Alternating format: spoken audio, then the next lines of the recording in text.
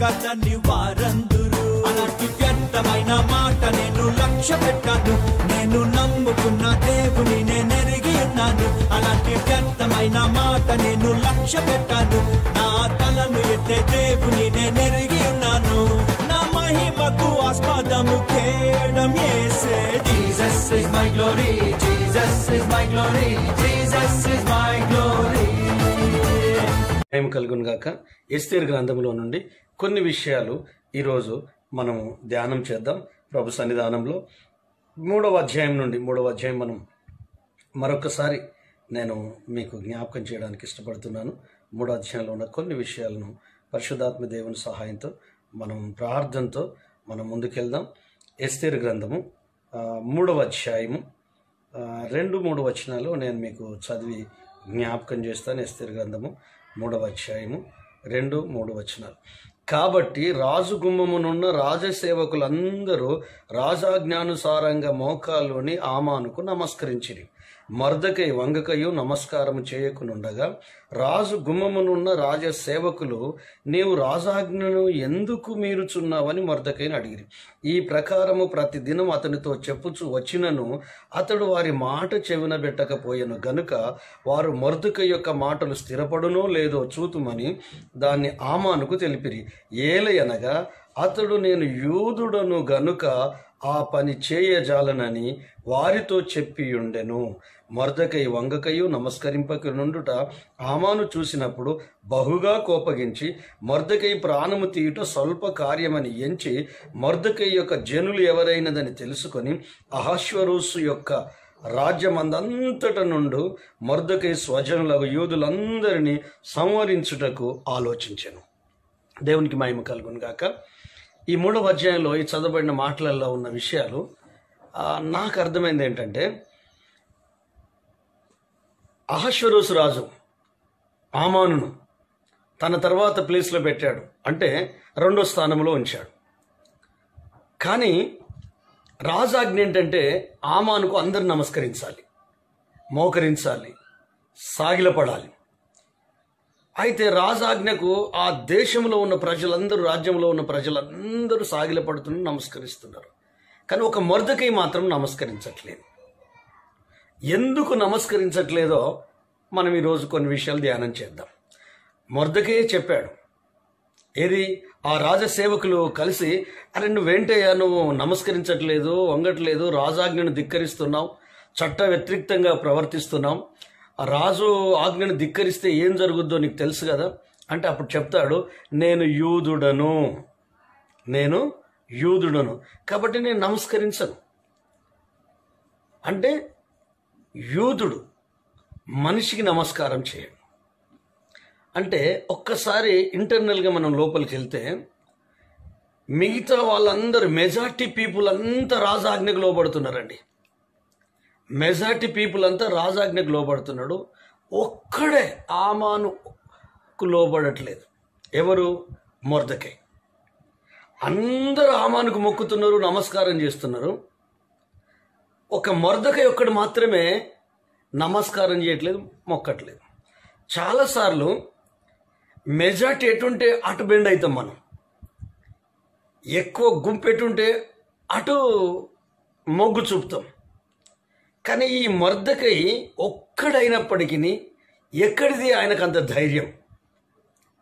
ఒంటరిగా ఉండి ఒక్కోడైనప్పటికీ నేను మొక్కనని నిక్కచ్చిగా చెప్పి, నేను యూదుడను, నా పని చేయలేనని ఆమానుకు చెప్పగలిగే ధైర్యం ఎక్కడి నుంచి వచ్చింది?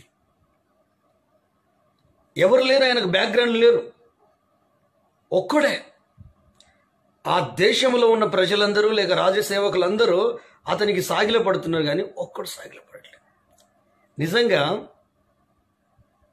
యథార్థంగా, నిజాయితీగా, ప్రభు చిత్తానుసారంగా, సత్యం కొరకు, దేవుని కొరకు మైనారిటీ పీపులే నిలబడతారు. మైనారిటీ పీపుల్ అంటే దాని అర్థం ఏంటంటే కొద్ది గుంపు, కొద్ది మందే దేవుని కొరకు నిలబడతారు, ప్రభు కొరకు నిలబడతారు. ఈ మొర్దెకైకి దేవుని మీద విశ్వాసం ఉంది గనుక, దేవుని బిడ్డ గనుక, ఆ విశ్వాసము అతని లోపల ధైర్యాన్ని కలిగించింది గనుక మనుషులైనా రాజులైనా మనుషులే, చక్రవర్తులైనా మనుషులే, ఆమాను మంత్రి అయినా మనిషే. నేను దేవుణ్ణి మహిమపరిచేవాడను కానీ నేను మనిషిని మహిమపరిచేవాడని కాదు. నేను దేవుణ్ణి మహిమపరుస్తా, నేను దేవుణ్ణి ఘనపరుస్తాను. నా జీవితం ద్వారా మనుషులను నేను ఘనపరచను, అంటే నేను సాగిలపడను. ఈ వ్యక్తి సత్యం కొరకు నిలబడ్డాడు, దేవుని కొరకు నిలబడ్డాడు, విశ్వాసాన్ని కాపాడుకున్నాడు, ధైర్యంగా నేను మొక్కనని చెప్పగలిగాడు.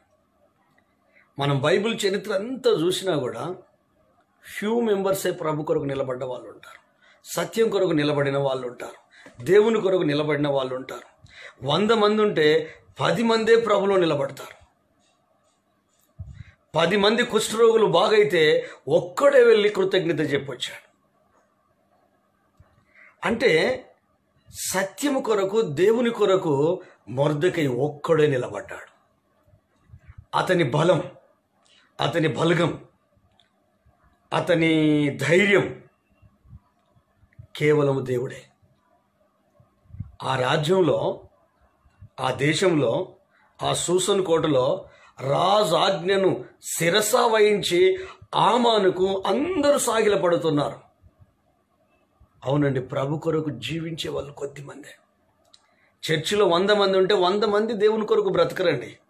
ఆ 100లో 10 మంది మాత్రమే ప్యూర్ క్రైస్తవులు ఉంటారు, నిజమైన విశ్వాసులు ఉంటారు, పరిశుద్ధులైన విశ్వాసంతో బ్రతికే వాళ్ళు ఉంటారు. 200 మంది ఉంటే 200 మంది పరలోకం వెళ్ళరండి. అందులో ఫ్యూ మెంబర్స్, కొద్ది మందే ప్రభు కొరకు. మొర్దెకై ఒక్కడే దేవుని కొరకు నిలబడ్డాడు, విశ్వాసం కొరకు నిలబడ్డాడు, సత్యం కొరకు నిలబడ్డాడు. ఫ్యామిలీలో 10 మంది ఉంటే ఆ 10 మందిలో ఒక్కరే ప్రభు ప్రక్షాళన ఉంటారు, కరెక్ట్ జీవిత విధానం జీవిస్తారు. ఎవరేమని అనుకొని నేను నా దేవుని మాత్రమే మహింపరుస్తా, నా ప్రభును మాత్రమే మహింపరుస్తా. నేను ఈ సందర్భంలో మీకు జ్ఞాపకం చేసేది ఏంటంటే, పరిస్థితులు అతలాకుతలమైనప్పుడు, గందరగోళం అయిపోయినప్పుడు ప్రభు పక్షాన నిలబడే వాళ్ళు కావాలి. మోషే కొండ మీదకి వెళ్ళి దిగి వచ్చిన తర్వాత కింది పరిస్థితి ఎలా ఉందంటే 6 లక్షల మంది తాగి తిని డ్యాన్స్ వేసి విగ్రహానికి పూజ చేస్తూ విచ్చలవిడిగా జీవిస్తున్నారు. అహరోను కూడా వాళ్ళు విచ్చలవిడిగా తిరగడానికి వదిలిపెట్టేశాడు. అలాంటి పరిస్థితిలో మోషే కిందికి వచ్చి ఒక్క మాట చెప్పాడు, యెహోవా పక్షమున ఎంతమంది ఉన్నారు రండి నా వైపు అంటే ఒక లేవి గోత్రం మాత్రమే వచ్చింది, లేవీలు మాత్రమే వచ్చారు. మిగతా లక్షల మంది చెడు త్రోవలో ఉన్నారు, దారి తప్పి ఉన్నారు. వాళ్ళు క్రైస్తవులే, దేవుని ప్రజలే, దేవుని బిడ్డలే, ఎర్ర సముద్రము దాటిన వాళ్ళే, ఐగుప్తు నుంచి వచ్చిన వాళ్ళే, మేఘం కింద నడిచిన వాళ్ళే, పరిశుద్ధమైన జనమే దేవుడు విడిపించిన వాడే, 10 తెగుళ్ళు పంపి విడిపించిన వాడే, దేవుని చేత విడుదల పొందిన వాళ్ళే. కానీ విగ్రహారాధనలో మునిగి తేలి, తాగడంలో, తినడంలో, డాన్సింగ్లో మునిగి తేలితే మోషే నిలబడి యెహోవా పక్షమున ఉన్నవాడెవడో నా వైపు రండి అంటే లక్షల మంది రాలేదండి. కేవలం లేవీలు మాత్రమే వచ్చారు, కొద్ది మందే వచ్చారు. వాళ్ళ ద్వారా ఆ తెగులు ఆగిపోయింది, వాళ్ళ ద్వారా మరణం, ఆ శాపం 3000 మంది ఇంచుమించుకోలేరు. ప్రతి సహోదరుని చంపండి, ప్రతి సహోదరుని చంపండి, ప్రతి తండ్రిని చంపండి. ప్రభు కొరకు నిలబడాడు అంటే దాని అర్థం ఏంటి?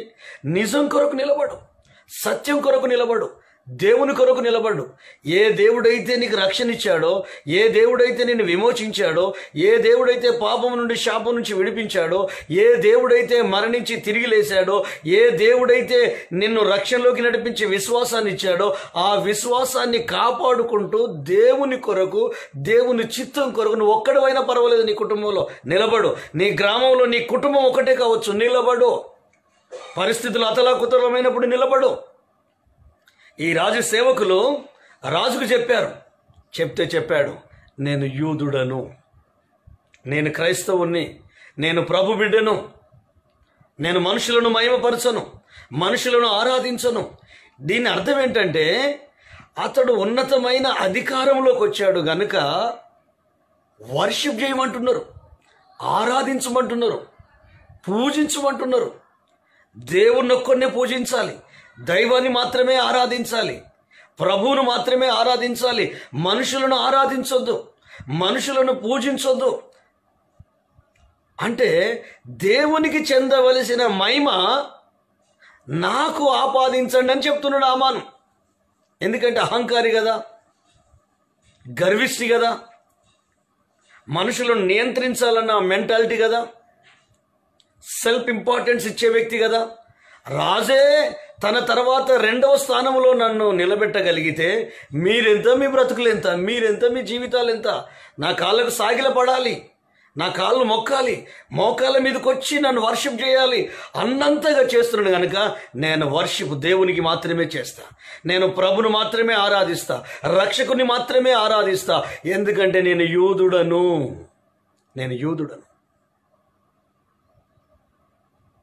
ఒక్కడే నిలబడ్డాడండి. ఏలియా ఒక్కడే. బయలు ప్రవక్తలు 100 కొద్ది ఉన్నారు, 100 మంది ఉన్నారు. కర్మేలు పర్వతం మీదకి వెళ్ళి యెహోవా దేవుడైతే యెహోవాను పూజించండి, బయలు దేవుడైతే బయలును పూజించండి, చలో చాలని. ఏలియా పక్షాన్ని ఎవరన్నా ఉన్నారా? ఒక్కరన్నా ఉన్నారా? లేరు. కానీ సత్యంలో ఉన్నాడు, విశ్వాసంలో ఉన్నాడు, దేవునిలో ఉన్నాడు, ఆత్మీయ అనుభవంలో ఉన్నాడు, వాక్యానుసారమైన జీవితంలో ఉన్నాడు. అది చూసి తట్టుకోలేకపోయాడు. ఇజ్రాయేల్ ప్రజలే తప్పిపోయారండి. ఇజ్రాయేల్ ప్రజలే బయలు దేవతను పూజిస్తున్నారండి, విగ్రహారాధనలో పడిపోయారండి, సత్యం నుండి తొలగిపోయారు, దేవుని నుండి తొలగిపోయారు, ఆత్మీయ అనుభవాల నుండి తొలగిపోయారు, ఒట్టి మనుషులైపోయి ప్రభును పక్కకు పెట్టారండి. పితరుల జీవితంలో చేసిన కార్యాలన్నీ మర్చిపోయారు. అందుకే ఇజ్రాయేల్ ప్రజల మధ్యలోకి దేవుని పక్షంగా ఏలియా ఒక్కడే నిలబడి బయలు ప్రవక్తలను పిలిచి యెహోవా దేవుడైతే యెహోవాను పూజించండి, బయలు దేవుడైతే బయలును పూజించండి. ఎంత కాలము 2 తలంపుల మధ్య ఉంటారు?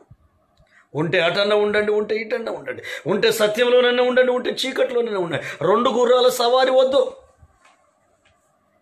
2 పడవల ప్రయాణం వద్దు, అందితే జుట్టు అందకపోతే కాళ్ళు వద్దు, పెడితే పెళ్ళి లేకుంటే చావు వద్దు.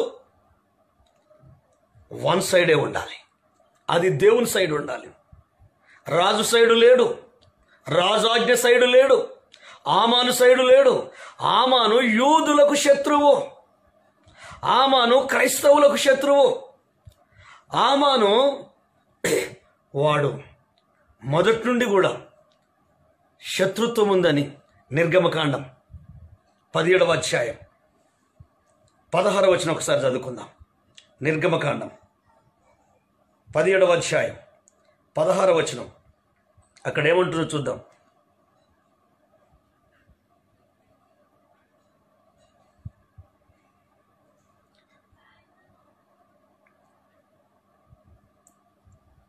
ఒక్క నిమిషం. నిర్గమకాండం తీయండి,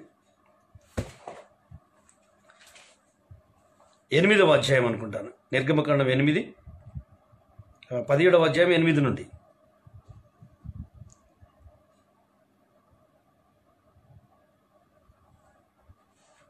అక్కడ ఏముండదంటే తరతరములకు యుద్ధము.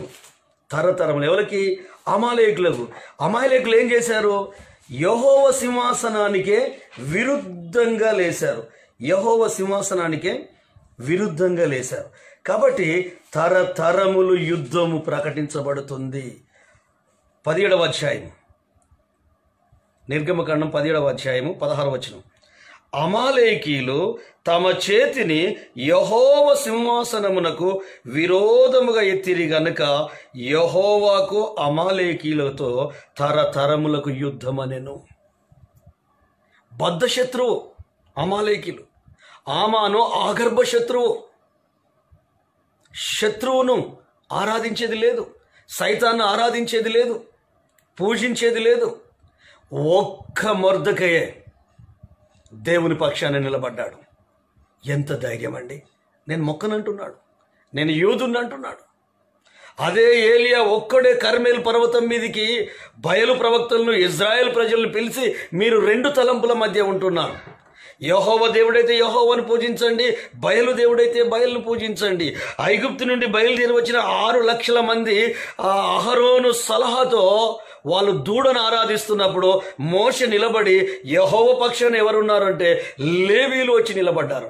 అన్ని లక్షల మందిలో లేవీలు మాత్రమే.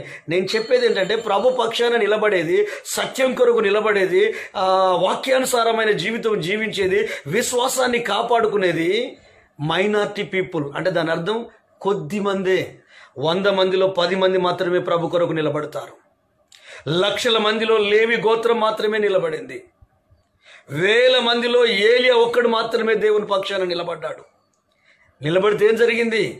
దేవుడు ప్రార్థన ప్రారంభించి ఆమె అనకముందే పరలోకం నుండి అగ్ని దిగివచ్చి నీళ్లను, కందకములో ఉన్న నీళ్లను, రాళ్లను, పచ్చి మాంసాన్ని, పచ్చి కట్టెలను బూడిదిగా మార్చేసింది, బుగ్గిగా మార్చేసింది. నీవు ప్రభు పక్షాన నిలబడి చూడు, విశ్వాసములో నిలబడి చూడు, సత్యవాక్యములో నిలబడి చూడు, ప్రభు మార్గములో నిలబడి చూడు, పవిత్రతలో నిలబడి చూడు, పరిశుద్ధతలో నిలబడి చూడు, ప్రత్యేకతలో నిలబడి చూడు. చుట్టూ నీకు వ్యతిరేకతలు ఉండొచ్చు. సూసన్ కోటలో వ్యతిరేకత వచ్చింది. మనిషినే వర్షిప్ చేయాలి, ఆమాను వర్షిప్ చేయాలి, సాగిలపడి మొక్కడం అంటే వర్షిపే. చక్రవర్తి అయినా మనిషే, ఆమానైనా మనిషే, ఎవరైనా మనుషులే. కాబట్టి మనుషులను వర్షిప్ చేయొద్దు, మనుషులకు మహిమను ఆపాదించొద్దు. ఈ రోజులలో పాస్టర్లను, సేవకులను దేవుని కంటే ఎక్కువగా వర్షిప్ చేస్తున్నారు. ప్రభుని ఎప్పుడో పక్కకు పెట్టేశారు. పూజలు, పునస్కారాలు అందుకుంటున్నారు. పిచ్చి జనానికి తెలియదు, పిచ్చి ప్రజలకు తెలియదు. నిజంగా మొర్దెకైలాగా నువ్వు ఆత్మీయుడు అయితే వాక్యము ఏం చెప్తుందో అది చేస్తావు. తెలియని జనము పౌలు శిలలను చూసి వాళ్ళ కొరకు ఒక గౌడు బరిని వధించి వాళ్ళ దేవతల పేరు పెట్టుకొని దండలేసి మీరు మాకు దేవతలు అని చెప్తూ ఉంటే బట్టలు చింపుకున్నారు. ఒరే నాయన, మేము మీలాంటి మనుషులు రా బాబు, మా శక్తితో మా బలంతో ఏది మేము చేయలేం, నిమిత్త మాత్రులం. ప్రభును గణపరిచే వాళ్ళు కావాలి, వాక్యంలో నిలబడే వాళ్ళు కావాలి, సత్యం కొరకు నిలబడే వాళ్ళు కావాలి, ఉపదేశం కొరకు నిలబడే వాళ్ళు కావాలి, నిజం కొరకు నిలబడే వాళ్ళు కావాలి, విశ్వాసంలో నిలబడే వాళ్ళు కావాలి. ఏలియాను గురించి బైబిల్ ఏమని చెప్తుంది? ఏలియా మన వంటి మానవుడే గాని విశ్వాసం ఉంది. విశ్వాస సహిత ప్రార్థన రోగిని లేపుతుంది. జస్ట్ ప్రార్థించాడు, వర్షం ఆగిపోయింది. మళ్ళీ ప్రార్థించాడు, వర్షం వచ్చింది. నేనెవరి సన్నిధిలో ఉన్నానో, నేనెవని వాడనో, నేను చెప్పేంత వరకు వర్షం పడదని ఆహాబు రాజుతో, ఆ దేశ అధ్యక్షుడితో ధైర్యంగా మాట్లాడాడు. ఒక్కడే, సింగిల్. కానీ ఆ ధైర్యం ఎక్కడి నుంచి వచ్చింది? దేవునిలో నుండి వచ్చింది. ఆ ధైర్యం ఎక్కడి నుంచి వచ్చింది? అందుకే నువ్వు దేవునిలో సహవాసం చేయాలి, వాక్యముతో సహవాసం ఉండాలి, ప్రార్థనలో ఉండాలి, బైబిల్ ధ్యానంలో ఉండాలి. అహష్వేరోషు రాజ్యంలో ఉన్న రాజసేవకులు మిగతా వాళ్ళందరూ ఒకటి, మొర్దెకై ఒక్కోడొకటి.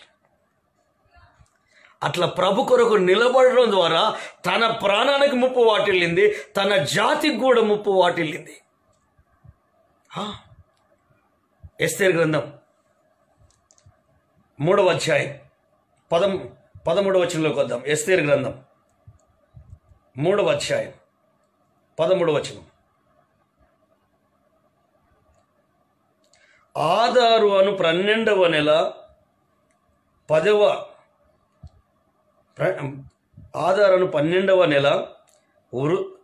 యవనులేమి, వృద్ధులేమి, శిశువులేమి, యూదులందరినీ ఒక్క దినమే బొత్తిగా నిర్మూలము చేసి వారి సొమ్ము కొల్లపుచ్చుకొమ్మని తాకీదులు అంచే వారి చేత రాజ్య సంస్థానాలన్నింటికి పంపబడెను.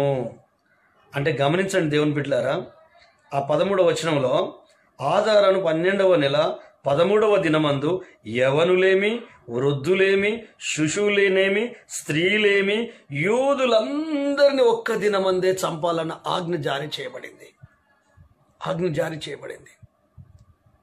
ఒక్క దినమందే. అంటే అందరిని చంపడానికి ప్లాన్ చేస్తున్నాడు. ఎందుకు? సత్యంలో నిలబడ్డప్పుడు నీకు శోధన వస్తుంది, ప్రభు వాక్యంలో నిలబడ్డప్పుడు, విశ్వాసంలో నిలబడ్డప్పుడు వ్యతిరేకత వస్తుంది. కానీ నువ్వు పాపులర్ కావు. చాలామంది పాపులర్ కాకపోవడానికి కారణం ఏంటంటే వాళ్ళు యథార్థవంతులు, వాళ్ళు నిజాయితీ పరులు, వాళ్ళు వాక్యానుసారంగా జీవించేవాళ్ళు, వాళ్ళు మంచి మనస్సాక్షి కలిగి ప్రభు కొరకు విశ్వాసంతో ధైర్యంగా నిలబడి ఆయన నామం కొరకు జీవించేవాళ్ళు. చీకటితో చేతులు కలపరు, సాతానుతో చేతులు కలపరు, పాపముతో చేతులు కలపరు. వాళ్ళు ప్రభు కొరకు నిలబడతారు. అందుకే పాపులర్ గారండి. నువ్వు సత్యం కొరకు నిలబడి చూడు, యథార్థవాది, లోక విరోధి, నిన్నెవరు ప్రేమించరు. కానీ ఒంటరిగా ఉన్న నీ పక్షాన దేవుడు ఉంటాడు.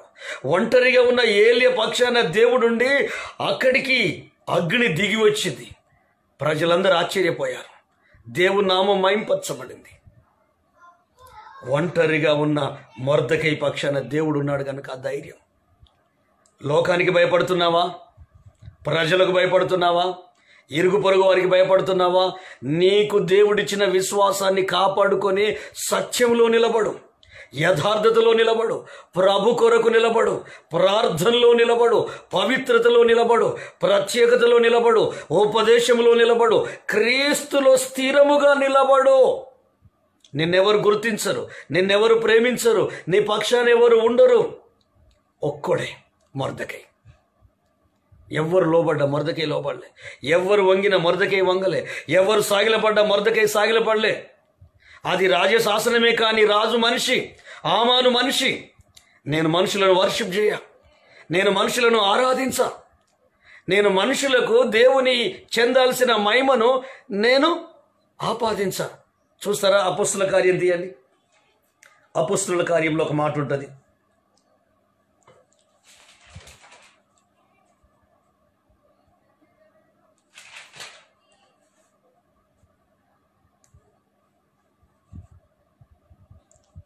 అపొస్తలుల కార్యం అంటే మేము దేవునికి మాత్రమే లోబడాలి, మేము మనుషులకు కాదు అని ఒక వాక్య భాగం ఉంటుంది. నేను మీకు జ్ఞాపకం చేస్తాను. 5వ అధ్యాయం, అపొస్తలుల కార్యం 5వ అధ్యాయం అండి. వండర్ఫుల్ మాట అది. 29వ వచనం. అందుకు పేతురును అపోస్తలులను మనుషులకు కాదు దేవునికే మేము లోబడవలెను కదా. అవునండి, మనుషులకు కాదు మనం లోబడాల్సింది, రాజులకు కాదు మనం లోబడాల్సింది. మనిషిని పూజించమని ప్రేరేపించాడు. వర్షిప్ చేయాలి, వంగడము, సాగిలపడడం, మోకాళ్ళ మీద ఉండడం, మోకాళ్ళ మీద ఉండి సాగిలపడాలి. అది కోరుకుంటున్నాడు. రాజు చెప్పింది కొంచెమైతే ఇంకెక్కువ చేస్తున్నాడు. అధికార అహంకారముతో. ఆమాను కదా, అగాగీయుడైన ఆమాను కదా, అమాలేకులకు శత్రుత్వం కదా. మీరు చూడండి, ద్వితీయోపదేశ కాండంలో ఆ మాట ఉంటుంది. 25వ అధ్యాయం తీయండి. ద్వితీయోపదేశ కాండం 25వ అధ్యాయం తీయండి. 17వ వచనం నుండి 19వ వచనం వరకు చదువుదాం. 25వ అధ్యాయం తీయండి. ద్వితీయోపదేశ కాండం 25వ అధ్యాయము 17వ వచనం నుండి 19 వరకు. మీరు ఐగుప్తులో నుండి వచ్చుచుండగా మార్గమున అమాలేకీలు నీకు చేసిన దానిని జ్ఞాపకము చేసుకొనుము. అతడు దేవునికి భయపడక మార్గమున నీకు ఎదురుగా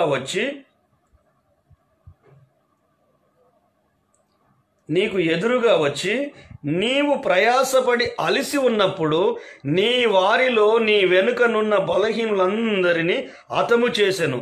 కాబట్టి నీవు స్వాధీనపరుచుకొనున్నట్లు నీ దేవుడైన యెహోవా స్వాస్థ్యముగా నీకిచ్చుచున్న దేశములో చుట్టుపట్లనున్న నీ సమస్త శత్రువులను లేకుండా చేసి నీ దేవుడైన యెహోవా నీకు విశ్రాంతి దయచేసిన తరువాత ఆకాశము కింద నుండి అమాలేకుల పేరు తుడిచివేయబడును. ఇది మరిచిపోవద్దు. అమాలేకులంటే ఇజ్రాయెల్ ప్రజలకు, యోధులకు బద్ధ శత్రువులు. దేవుడే చెప్తున్నాడు 17వ అధ్యాయంలో, నిర్గమకాండం 17వ అధ్యాయంలో 16వ వచనం. తరతరములకు యుద్ధము, యెహోవా సింహాసనానికే వారు చేతులు విరోధంగా ఎత్తారు. అలాంటి శత్రువును పూజిస్తాడా యోధుడు? అలాంటి శత్రువును ఆరాధిస్తాడా? అలాంటి శత్రువు ఎదుట మోకాళ్ళు ఉంటాడా? అంటే ఆత్మ సంబంధంగా ఎంత స్థిరంగా ఉన్నాడు, వాక్యానుసారంగా ఎంత స్థిరంగా ఉన్నాడు. అవునండి, నిజం ఎప్పుడు ఒంటరిగానే ఉంటుంది. అబద్ధమే 10 మందిని పోగేసుకొని వస్తుంది నమ్మించడానికి. చిన్న గుంపే అండి సత్యం కొరకు జీవించేది. శేషం ఉంటుంది. మీకు తెలుసా, దానియేలు గ్రంథం 6వ అధ్యాయం, అక్కడ చూడండి. దానియేలు గ్రంథం 6వ అధ్యాయం మొదటి నుండి కొన్ని వచనాలు నేను చదివి మీకు జ్ఞాపకం చేస్తాను. 6వ అధ్యాయం తీయండి, మొదటి నుండి కొన్ని వచనాలు. రాజు తన రాజ్యమంతటిపైన అధిపతులుగా ఉండుటకై 120 మంది అధిపతులను నియమించిన దర్యావేషుకు ఇష్టమాయను. వారిపైన 3 ప్రధానులుగా నియమించెను. ఆ 3లో దానియేలు ముఖ్యుడు.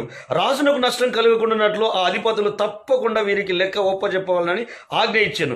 ఈ దానియేలు అతి శ్రేష్టమైన బుద్ధి గలవాడే ప్రధానులలోనూ అధిపతులలోనూ ప్రఖ్యాతి నొంది ఉండను గనుక రాజ్యం అంతటి మీద అతన్ని నియమింపవాలని రాజును ఉద్దేశించెను.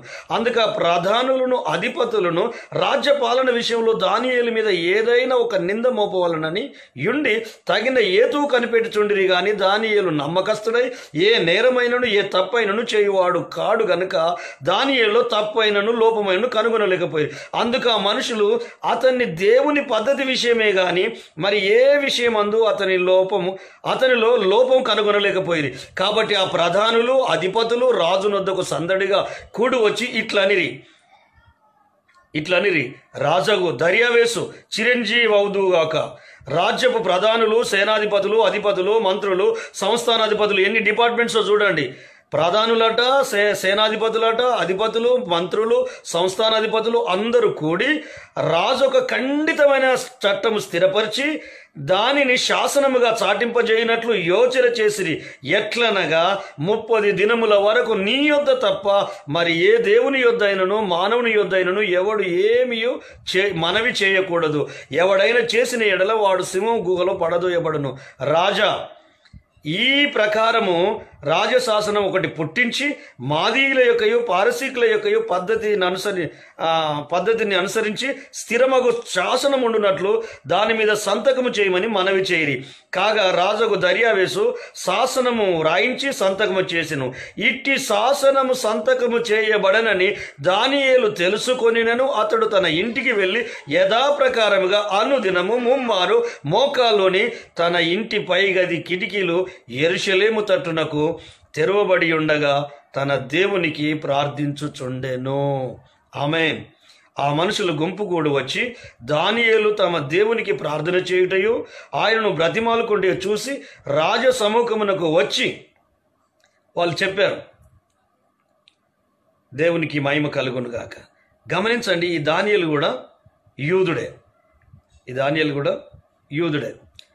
అంటే ఒక్కసారి మనం గమనిద్దాం. ఆ గుంపు మొత్తం ఎటువైపు ఉంది? రాజా 30 రోజులు ఏ దేవుళ్ళకు ఏ దేవతలకు ఎవ్వరు మనవి చేయొద్దు, మనిషికి అయినా నీకు మాత్రమే మనవి చేయాలి. అంటే ఇక్కడ లాజిక్ ఏంటంటే దేవుని స్థానాన్ని మానవుడు తీసుకుంటున్నాడు, ప్రభు స్థానాన్ని మానవుడు తీసుకుంటున్నాడు. చాలాసార్లు మన లైఫ్లో కూడా మన కుటుంబాలలో కూడా ప్రభు స్థానాన్ని మనం తీసుకున్న సందర్భాలు ఎన్నో ఉన్నాయి.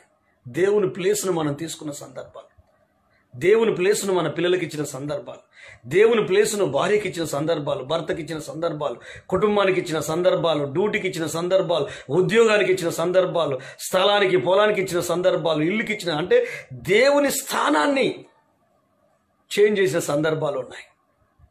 దానియేలు యూదుడు గనుక అధ్యాయంలో ఉంటుంది. అతడు ఏం చేశాడు?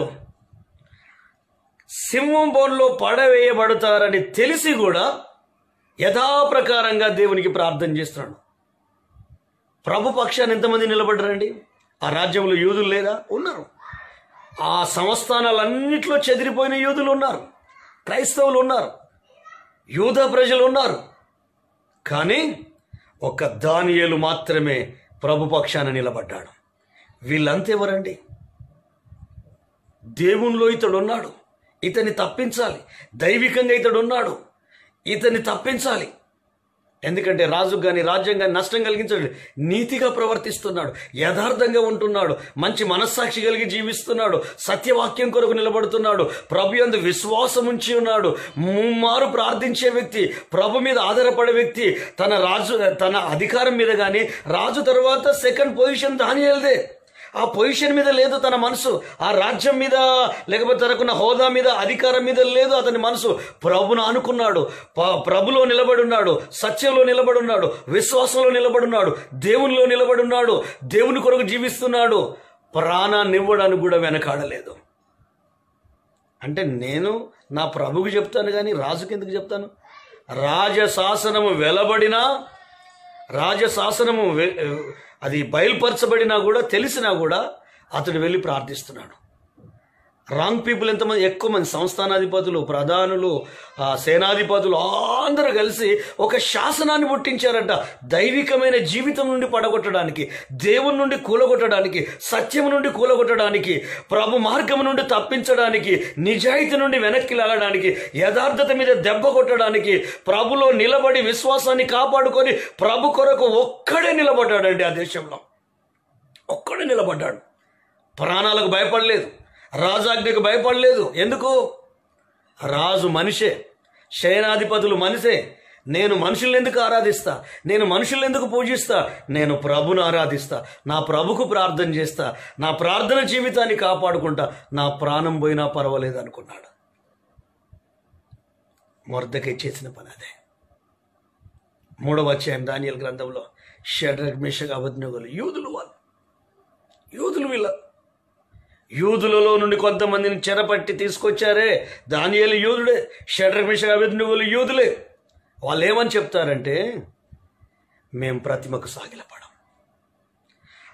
ప్రతి భాష, ప్రతి రాష్ట్రము, ప్రతి దేశము, ఆ సంస్థానాలు అందరూ సాగిలపడ్డారు. అందులో ఉన్న యూదులు కూడా సాగిలపడ్డారు. ఈ ముగ్గురు మాత్రం ప్రభు కొరకు నిలబడ్డారు, సత్యం కొరకు నిలబడ్డారు, విశ్వాసంలో నిలబడ్డారు. భయం వీళ్ళకు లేదు. ధైర్యం ఎక్కడి నుంచి వచ్చింది? దేవునితో ఉన్నారు.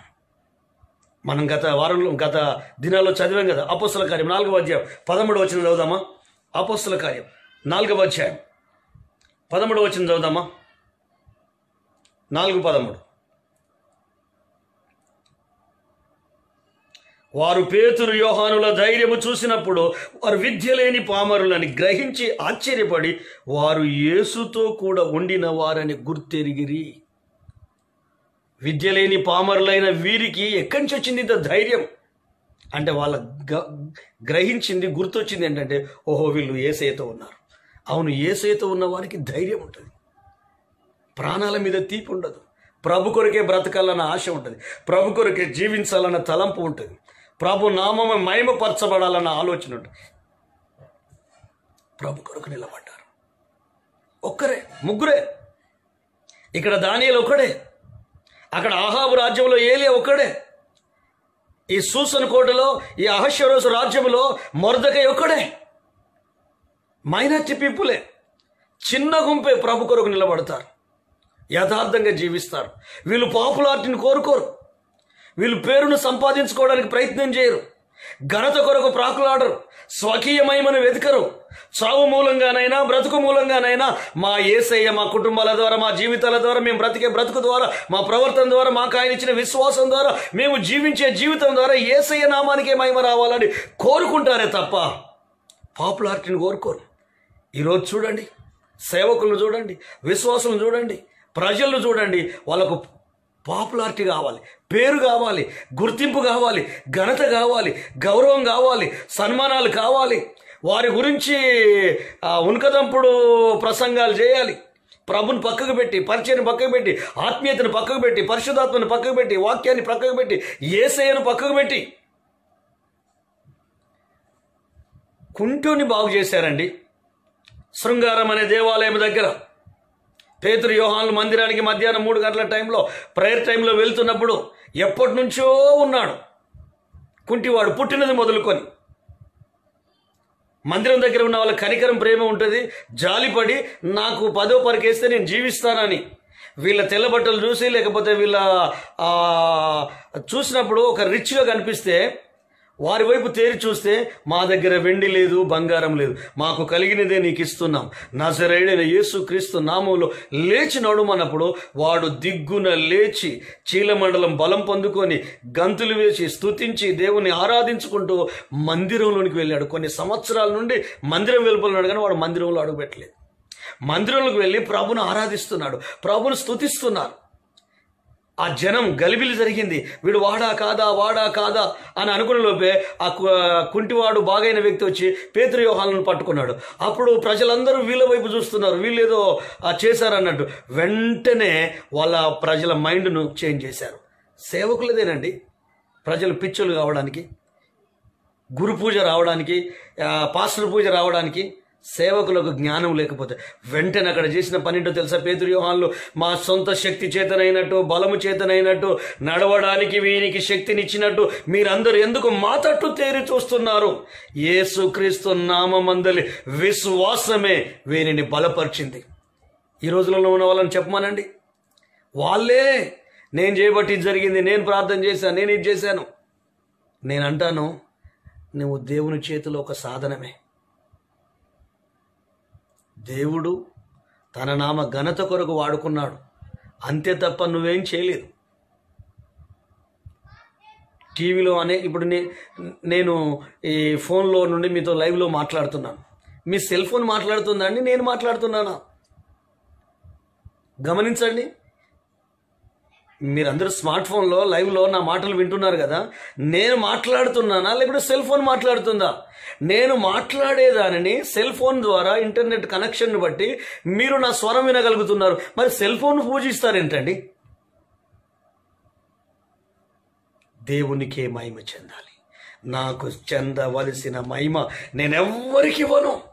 ఈ రోజులలో బోధకులు, సేవకులు, పాస్టర్లు, బిషప్లు, విశ్వాసులు, పెద్దలు, చిన్నలు వాళ్ళను పొగడాలండి, వాళ్ళ పేర్లు చెప్పాలండి, వాళ్ళ గురించి గొప్పగా సంఘాలలో మాట్లాడాలండి. అదేనా ఆత్మీయ స్థితి? మొర్దెకై ఒక్కడే నిలబడ్డాడు ప్రభు కొరకు, ఏలియా ఒక్కడే నిలబడ్డాడు ప్రభు కొరకు, దానియేలు ఒక్కడే నిలబడ్డాడు ప్రభు కొరకు. యథార్థవంతులు, నిజాయితీగా జీవించే వాళ్ళు, విశ్వాసంలో ఉండి ప్రభు కొరకే బ్రతికే వాళ్ళు కొద్ది మంది ఉంటారండి, అందరు ఉండరు. మెరిసేదంతా బంగారం కాదు, ఫ్యూ మెంబర్సే, కొద్ది మందే. వాళ్ళకు ధైర్యం ఉంటుంది, వాళ్ళకు నిజాయితీ ఉంటుంది, వాళ్ళకు యథార్థత ఉంటుంది, వాళ్ళకు విశ్వాసం ఉంటుంది. రానున్న దినాల్లో వాళ్ళ ద్వారా దేశాలు బాగుపడతాయి, రాజ్యాలు బాగుపడతాయి, కుటుంబాలు బాగుపడతాయి, ఇల్లు కట్టబడతాయి, భార్యాభర్తలు దీవించబడతారు, ఫ్యామిలీస్ దీవించబడతాయి. ఎందుకు? వాళ్ళ విశ్వాసం దేవునిలో ఉంది. వాళ్ళు దేవుని మీద ఆధారపడే వాళ్ళు, వాళ్ళకున్న వాటి మీద ఆధారపడే వాళ్ళు కాదు, వాళ్ళకున్న జ్ఞానం మీద ఆధారపడే వాళ్ళు కాదు, వాళ్ళకున్న ఆస్తి మీద ఆధారపడే వాళ్ళు కాదు, వాళ్ళకున్న వివేకం మీద ఆధారపడే వాళ్ళు కాదు, వాళ్ళకున్న భూముల మీద, ఇండ్ల మీద, తెలివి మీద, బుద్ధి మీద ఆధారపడే వాళ్ళు కాదు, వాళ్ళకున్న పిల్లల మీద, తల్లిదండ్రుల మీద, వాళ్ళకున్న స్కిల్స్ మీద, టాలెంట్స్ మీద ఆధారపడే వాళ్ళు కాదు, వాళ్ళకున్న పదవుల మీద, వాళ్ళకున్న ఉద్యోగాల మీద, వాళ్ళకున్న డబ్బు మీద ఆధారపడే వాళ్ళు కాదు. వాళ్ళు దేవుని మీద ఆధారపడే వాళ్ళు, వాళ్ళు క్రీస్తు మీద ఆధారపడే వాళ్ళు. షడ్రక్, మేషక్, అబేద్నెగోలు అగ్నిగుండంలో పడితే అగ్ని వాళ్ళని కాల్చలేకపోయింది. కష్టాలలో ఉంటే అది కష్టంగా అనిపించలేదు, అగ్నిలో ఉంటే అగ్నిలాగా అనిపించలేదు. అగ్ని తన బలాన్ని కోల్పోయింది, అగ్ని తన గుణాన్ని కోల్పోయింది. 4వ వ్యక్తి సంచరిస్తుంటే రాజు అంటున్నాడు, ముగ్గురిని వేసాము, మరి 4 కనిపిస్తున్నారు. వాళ్ళకున్న చేతికున్న బంధకాలు కాలిపోయాయి, కాళ్ళకున్న బంధకాలు కాలిపోయాయి. వాళ్ళు ఏ బంధకాలని కూడా తిరుగుతున్నారు. బయటికి రమ్మని చెప్పినప్పుడు బయటకు వస్తే వాళ్ళ రోమములు స్మెల్ చేశారు, తల వెంట్రుకలు స్మెల్ చేస్తే కమరు వాసన కూడా రాలేదు. రాజు, ఆ దేశ చక్రవర్తి సాష్టాంగ నమస్కారం చేసి, ఎబ్రీల దేవుడే, యూదుల దేవుడే దేవుడు అని కొత్త శాసనం పుట్టించి ప్రతి భాష మాట్లాడే ప్రజలకు, ప్రతి రాష్ట్ర ప్రజలకు వీళ్ళ దేవుని పూజించకపోతే వాళ్ళ ఇల్లు పెంట కుప్పగా మారుతుంది. నువ్వు నిలబడకపోతే రాజులు ఎలా మారుతారు? నువ్వు నిలబడకపోతే రాజ శాసనాలు ఎలా మారుతాయి? నువ్వు నిలబడకపోతే నీ భార్య ఎట్లా మారుతుంది, భర్త ఎట్లా మారుతారు, పిల్లలు ఎట్లా మారుతారు, సైతాన్ అధికారం ఎట్లా కూలిపోతుంది, అపవాద అధికారం ఎట్లా కూలిపోతుంది, ఆమాను ఎట్లా ఓడిపోగలుగుతాడు? నువ్వు నిలబడాలి, నీ కుటుంబంలో నువ్వు నిలబడాలి, నీ ఇంట్లో నువ్వు నిలబడాలి, వాక్యంలో నిలబడాలి, క్రీస్తులో నిలబడాలి, మంచి మనస్సాక్షి కలిగి నిలబడాలి, పవిత్రతలో, ప్రత్యేకతలో నిలబడాలి, ప్రభు మార్గంలో నిలబడాలి, ఆయన సన్నిధిలో నిలబడాలి, ఆయన కొరకు నిలబడాలి. బయటివేవి చూడొద్దు, నీ గౌరవాన్ని చూడకు, నేను అభిమానించాలని చూడకు, నేను ప్రేమించాలని చూడకు. మనుషులు ఎందుకండి? పౌలు ఏమంటాడు? నేను మనుషుల దయను సంపాదించగొనగోరుచున్నానా, దేవుని దయను సంపాదించగొనగోరుచున్నానా? ఒకవేళ నేను మనుషుల దయను సంపాదించుకోవాలనుకుంటే నేను దేవునికి దాసుడనే కాదు. ప్రభు దయ మనకు కావాలి, ప్రభు కృప మనకు కావాలి, ప్రభు అభిషేకం మనకు కావాలి, దేవుని నీతి మనకు కావాలి, దేవుని సత్యం మనకు కావాలి, దేవుని ఆత్మ మనకు కావాలి, దేవుని ఆలోచన మనకు కావాలి. నిలబడాలి. నీవు గడ్డు పరిస్థితుల్లో నిలబడాలి, కష్టకాలంలో నిలబడాలి, వ్యతిరేక పరిస్థితులలో నిలబడాలి, ఆటంకాలు అవరోధాలు ఎదురవుతున్నప్పుడు నిలబడాలి. ఎవరి కొరకు? యేసయ్య కొరకు నిలబడాలి, విశ్వాసంలో నిలబడాలి, ఆయన నామ ఘనత కొరకు నిలబడాలి. ఆమేన్. అబద్ధాలు చెప్పి, మోసాలు చేసి, మాయ మాటలు చెప్పి, తీయని మాటలు చెప్పేటోళ్ళని జనం అంతా ప్రేమిస్తారండి. ఇదేందో పిచ్చి జనం అండి. విచిత్రం అనిపితే నా లైఫ్లో నేను చాలా మందిని చూస్తుంటా. మంచోన్ని ఎవడు ప్రేమించడు, గుర్తించడు, విలువివ్వడు, గౌరవించడు, ఆదుకోడు. చెడ్డు అనుకున్నంత విలువ వాడు తీయని మాటలు చెప్తాడు, మాయ మాటలు చెప్తాడు. ఆ జనమంతా వానికే పాపులారిటీ ఇస్తారు. వాడే గొప్ప వ్యక్తి అని వాడిని మహిమపరుస్తా అంటారు పిచ్చి జనం. క్రైస్తవులు కూడా, విశ్వాసులు కూడా. వాడు లంగా, దొంగ, చెడ్డోడు, వాని గుణం మంచిది కాదు, వాని మనసు మంచిది కాదు, మాయ మాటలు చెప్తాడు, తీయని మాటలు చెప్తాడు. అబద్ధాలంటే పుట్టడు అబద్ధాలు చెప్తాడు. నోరు తెస్తే అబద్ధాలే. భార్యతో అబద్ధమే, భర్తతో అబద్ధమే, పిల్లలతో అబద్ధమే, విశ్వాసులతో అబద్ధమే, దేవుని సేవకులతో అబద్ధమే.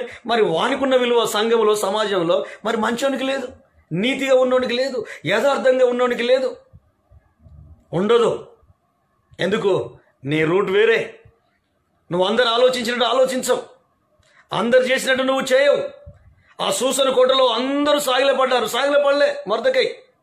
ఆ నెబుకద్నెజర్ కాలంలో అక్కడున్న రాజ్యంలో ప్రతి భాష మాట్లాడే ప్రజలందరూ, యూదులు కూడా ఆ ప్రతిభకు సాగిలపడ్డారు. అందరూ చేసినట్టు షడ్రక్ మేషాక్ అబేద్నెగోలు చేయలేదు. దానియేలు ఆ దర్యావేసు రాజ్యంలో ఉన్నప్పుడు అందరూ చేసినట్టు చేయలేదు. మొర్దెకై కూడా అందరు చేసినట్టు చేయలేదు. నువ్వు చెయ్యొద్దు. నువ్వు డిఫరెంట్. నువ్వు దేవునిలో ఉండాలి, నీ కుటుంబం ప్రభులో ఉండాలి, నీ ఇల్లు యేసయ్య వాక్యం మీద కట్టబడాలి. 7వ అధ్యాయం 21-22 వచనాలు ఏముంటుంది? ఈ నా మాటలు విని వాటి చొప్పున చేయి ప్రతివాడు బండ మీద ఇల్లు కట్టిన బుద్ధి మంతుని పోలియుండును. వాన కురిచెను, వరదలు వచ్చెను, ఆ ఇంటి మీద గాలి విసిరెను, ఆ ఇల్లు పడిపోలేదు, ఆ కుటుంబం పాడవలేదు. ఎందుకంటే ఆ కుటుంబానికి ఆధారం వాక్యం, ఆ కుటుంబానికి ఆధారం సత్యం, ఆ కుటుంబానికి ఆధారము విశ్వాసము, ఆ కుటుంబానికి ఆధారము క్రీస్తు, ఆ కుటుంబానికి పునాది యేసు. ఆ కుటుంబం యేసయ్య మీద కట్టబడింది. పాస్టర్ మీద కట్టబడలే, సంఘం మీద కట్టబడలే, సంస్థల మీద కట్టబడలే. కొంతమంది సంస్థలకు ఇచ్చినంత విలువ యేసయ్యకి ఇవ్వరు. పెంతెకోస్తు సంఘమని, బ్యాప్టిస్టు సంఘమని, లూథరన్ అని, సిఎస్ఐ అని, ది పెంతెకోస్తు అని, ఓసన్నా అని, గ్లోరియస్ అని, ఈ పేర్లకు కాదు, సత్యానికి విలువ ఇవ్వాలి. సంస్థల పేర్లకు కాదు. కొంతమంది సంస్థలను ఆరాధిస్తూ ఉంటారు. సెల్ ఫోన్ ఆరాధిస్తే ఏం లాభం అండి? మాట్లాడేది నేను కదా, ప్రభు కదండి ఆ సంఘములో ఉండి కార్యాలు చేసేది. ప్రభు కదండి ఆ సంఘాన్ని ఆయన రాకడ కొరకు సిద్ధపరిచేది. ప్రభు కదండి ఆ కుటుంబంలో దైవ కార్యాలు జరిగించేది. కొంతమంది సంస్థకి ఇచ్చినంత విలువ యేసయ్యకి ఇవ్వరు. ఫేతో, మన సంఘం పేరు ఫేతో మినిస్ట్రీస్, ఈ పేరుకి ఇచ్చినంత విలువ దేవుని వాక్యానికి ఇవ్వరు. నీ ఇంటి పేరుకి ఇచ్చినంత విలువ దేవుని వాక్యానికి, నీ కులానికి ఇచ్చినంత విలువ దేవుని వాక్యానికి ఇవ్వు, నీ పాలనలకు ఇచ్చినంత విలువ దేవుని వాక్యానికి ఇవ్వు, నీ బంధువులకు ఇచ్చినంత విలువ దేవుని వాక్యానికి ఇవ్వు, నీ ఫ్రెండ్స్కి ఇచ్చినంత విలువ దేవుని వాక్యానికి ఇవ్వు, సత్యానికి ఇవ్వు. నువ్వు మారాలా, నీ మనసు మారాలా, నీ ఆలోచన మారాలా. మొర్దెకైలాగా నిలబడాలి నువ్వు, ఏలియాలాగా నిలబడాలి నువ్వు. పాడైపోతున్న ప్రపంచంలో ఉన్నాం. 2వ రాకడకు సూచనలు 100లో 90% నెరవేరాయి. ఇప్పుడు నెరవేరుతున్నవి 10%లో కొన్ని భాగాలు. ఆయన రాకడొస్తుంది. ఈ తెగుళ్ళు అదే, భూకంపాలు అదే. ఇలాంటి పరిస్థితిలో ఏలియాలాగా నిలబడాలి. 2 తలంపుల మధ్య ఉంది సంఘాలు, 2 తలంపుల మధ్య ఉన్నారు సేవకులు, 2 తలంపుల మధ్య ఉన్నారు విశ్వాసులు. ఏలియావు నీవే ఎందుకు కావద్దు? విశ్వాసంతో నింపబడి ధైర్యంగా ఉండి ఒంటరి వాడివైనా ఒంటరి దానివైనా దేవుని కృప కొరకు బ్రతకాలి. మొర్దెకై నిలబడ్డాడు. నిలబడితే ప్రాణం పోయే పరిస్థితి వచ్చింది, కానీ ప్రాణం పోయిందండి? ప్రాణం తీయాలన్న ప్రాణమే పోయింది. కంగారు పడకండి. మీ ఫ్యామిలీకి ఏం కాదు, మీ సంఘానికి ఏం కాదు, మీ సహవాసానికి ఏం కాదు, పరిశుద్ధులకు ఏం కాదు. వాళ్ళు క్రీస్తులో ఉన్నారండి, సంస్థలో లేరు. సంస్థలో లేరు, వాళ్ళు క్రీస్తులో ఉన్నారు. ఓ మా సంస్థ గొప్పదంటే మా సంస్థ, మా మినిస్ట్రీ గొప్పదంటే మా మినిస్ట్రీ. మీరు పేర్లు పెట్టుకున్నారు, కానీ నువ్వు ప్రభుకు చెందినవాడు. అపోల్లో ఎవడు, పౌలు ఎవడు, కేపా ఎవడు? ఎవడైనా పౌలు నామూన బాప్తిసం పొందాడా? ఎవడైనా కేపా నామూన బాప్తిసం పొందాడా? వీళ్ళందరూ పరిచారకులు. ఒకడు నాటాడు, ఒకడు నీళ్లు పోసాడు, ఒకడు ఎరువేశాడు. నీళ్లు పోసిన వాళ్ళు ఏం లేదు, ఎరువేసిన వాళ్ళు ఏం లేదు, నాటిన వాళ్ళు ఏం లేదు. అభివృద్ధి కలగజేసే దేవునిలోనే ఉంది. మీరేంటే నేను పౌలు వాడను, కేపా వాడను అని పాస్టర్లను పూజిస్తున్నారు, సంస్థలను పూజిస్తున్నారు, సంఘాలను పూజిస్తున్నారు, సంఘ పెద్దలను పూజిస్తున్నారు, విశ్వాసులను పూజిస్తున్నారు. 24 గంటలు దేవుణ్ణి పక్కబెట్టి వాళ్ళ పేరు మీ నోళ్ళలో నానుతూ ఉంది. ప్రభువే, క్రీస్తే ఆ రాజ్యములో రాజశాసనమైన రాజు మనిషే, అహష్వరోషు రాజు మనిషే, నెబుకద్నెజరు మనిషే, సంస్థానాధిపతులు మనుషులే, ఆమాను మనుషులే. మనుషులకు సాగిలపడ నా మనస్సాక్షిని చంపుకొని బ్రతక, మనుషుల కొరకు, బంధువుల కొరకు, కుటుంబ సభ్యుల కొరకు నా రక్షకుని, నా ప్రాణ ప్రియుణ్ణి నా మనసులో నుండి పక్కకు పెట్టాను, నా ఆలోచనల నుండి పక్కకు పెట్టను. ఈరోజు దేవుని సన్నిధిలో నువ్వు ఆలోచించాలి. చాలా మారాలి, మనం చాలా మారాలి. ఒక్కడు నిలబడ్డాడు ఏలియా, ఒక్కడు నిలబడ్డాడు దానియేలు. షడ్రక్, మేషక్, అబేద్నెగోలు ముగ్గురే. లక్షల మంది వదిలిపెట్టారు సత్యాన్ని. ఇవి లాస్ట్ డేస్ సహోదరి సహోదరుడా. రానున్న దినాల్లో ఆర్థిక మాంద్యం రాబోతుంది లాక్డౌన్ ద్వారా. ఫైనాన్షియల్గా ప్రాబ్లం. ఎందుకంటే ఇప్పుడు డబ్బులు ఏమైనా మనం నోట్ల కట్టలు కరెన్సీ ముట్టుకున్నా కూడా దానికి కూడా కరోనా వస్తుందట. న్యూస్ విన్నారు కదా ఎన్టీవీలో. కరోనా అంతా డిజిటల్ ఆన్లైన్ ద్వారా చేసుకోవాల్సిందే మనీ ట్రాన్సాక్షన్. మరి లేని వాళ్ళ పరిస్థితి ఏంటి? డబ్బుల కొరత రానున్న దినాల్లో బాగా రాబోతుంది. చాలా ఇబ్బందులు మనం పడబోతున్నాం. వస్తుంది గవర్నమెంట్ నుండి 1500, 500 జీరో అకౌంట్, తర్వాత రాష్ట్ర ప్రభుత్వం నుండి వస్తుంది. కానీ ఎన్ని రోజులు వస్తుంది? వాళ్ళు చేయగలిగింది చేస్తున్నారు ఇలాంటి పరిస్థితిలో. అందుకే ప్రభు కొరకు నిలబడు. రాజశాసనాలే మారుతాయి, దేశానికి క్షేమం వస్తుంది. దేశానికి క్షేమం వస్తుంది. ప్రభుత్వం మీద రానున్న దినాల్లో ఇండియా చాలా దీవెనకరంగా మారబోతుంది. ఎందుకంటే అమెరికా లాంటి అగ్రరాజ్యాలు ఇండియా వైపు చూస్తున్నాయి. పెద్ద పెద్ద కంపెనీస్ ఇక్కడనే ఇండియాలోనే, ఇండియా వైపు అనేక దేశాలు ఇండియా వైపే చూస్తున్నాయి. ఈరోజు నా ప్రభు నీతో మాట్లాడుతున్నాడు, సహోదరి సహోదరుడు. నేను ఒక్కదాన్నే, నేను ఒక్కరినే అని ఎంతసేపు బ్రతుకుతాను? నిలబడ్డానన్న తృప్తితో బ్రతుకు. యోధులు అక్కడ అంతఃపురంలో ఎస్తేరు, చెలికత్తెలు, ప్రతి సంస్థానంలో ఉన్న యోధులు గోనెపట్ట కట్టుకొని, కళ్ళు మూసుకొని, ఉపవాసం ఉండి, బూడిదలో కూర్చొని ప్రార్థనలు చేయడం మొదలుపెట్టలేదా? నువ్వు ఒక్కడే నిలబడి నీ పక్షాన 100 మంది నిలబడతారు. ప్రపంచంలో అంతా మంచికి విలువయని ప్రపంచం, యథార్థతను ప్రేమించలేని ప్రపంచం, నిజాయితీని ఇష్టపడని ప్రపంచం, చెడ్డోళ్ళనే డక్కముక్కలు తిని ప్రభు కొరకు జీవించే వాళ్ళని ఇష్టపడదు. అబద్ధాలు చెప్పి, తీయటి మాటలు చెప్పి, మాయ మాటలు చెప్పే వాళ్ళకి విలువ ఈ లోకంలో. సంఘాలలో కూడా వాళ్ళకే విలువ అండి, సమాజంలో వాళ్ళకే విలువ, కుటుంబాలలో వాళ్ళకే విలువ. ఒక్కసారి వాళ్ళ లైఫ్ స్టైల్ని చూడండి. ఎన్ని మోసాలు, ఎన్ని అక్రమాలు, ఎన్ని దుర్మార్గాలు, ఎన్ని నష్టాలు, ఎన్ని కష్టాలు. మరి వాళ్ళకి విలువ. మొర్దెకై లాంటికి వాడికి విలువ లేదు, పాపులారిటీ లేదు. నిజాయితీగా బ్రతికిన వ్యక్తికి పాపులారిటీ లేదు, యథార్థంగా జీవించిన వ్యక్తికి పాపులారిటీ లేదు. రాజు ప్రాణం కాపాడాడు కదండి. షండులు ఇద్దరు చంపాలనుకున్నారు కదా ద్వారపాలకులు, కాపాడాడు కదా. గుర్తింపు వచ్చిందా? రాలా. అమ్మనాలని అమ్మాయిని పెంచాడు కదా, ప్రయోజకురాలను చేశాడు కదా దేవుల్లో పెంచి. ఆ దేశానికే రాని అయ్యేంత స్థాయికి తీసుకొచ్చాడు కదా.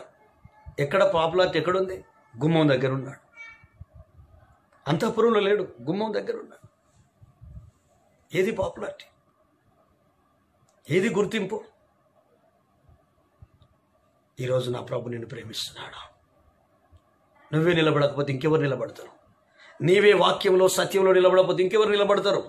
నీ కుటుంబమే నిలబడకపోతే ఇంకెవరు నిలబడతారు? నీవే ముందుకు రాకపోతే ఇంకెవరు ముందుకు వస్తారు? నీవే ప్రభు నామాన్ని గణపరచకపోతే ఇంకెవరు గణపరుస్తారు? నీవే విశ్వాసాన్ని కాపాడుకొని విశ్వాసం నిలబడి ఒంటరి పోరాటం చేయకపోతే ఇంకెవరు చేయగలుగుతారు? లెమ్ము తేజరిల్లుము, యెహోవా నీ మీద ప్రకాశించుచున్నాడు. నీ మెడ కట్లు విప్పుకొనుము, ధూళి దులుపుకొని యెరూషలేమా లేచి కూర్చుండుము. రాజులు నీ ఉదయకాంతికి వస్తారు, భూరాజులు నీ దగ్గరకు వచ్చేస్తారు. మారాల మనం. పాత చింతకాయ పచ్చడిలాగా మన లైఫ్ ఉండొద్దు, మన ఆలోచనలు ఉండొద్దు, దరిద్రపు ఆలోచనలు. భిన్నంగా ఆలోచించాలి.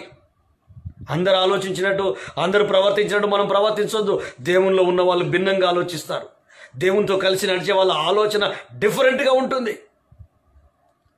అందరు చేసినట్టు చేయరు. వీళ్ళందరూ ప్రతిమకు మొక్కుతున్నారు, వీళ్ళు మొక్కట్లేదు. వీళ్ళందరూ సింహాల భూమిలో పడిపోతామని ఆ దేవునికి ప్రార్థన చేయడం మానేసి రాజు దగ్గర విన్నవించుకోవడానికి వెళ్తున్నారు. కానీ దానియేలు చేయలే అందరు చేసినట్టు. నువ్వేం చేస్తున్నావు? ప్రార్థి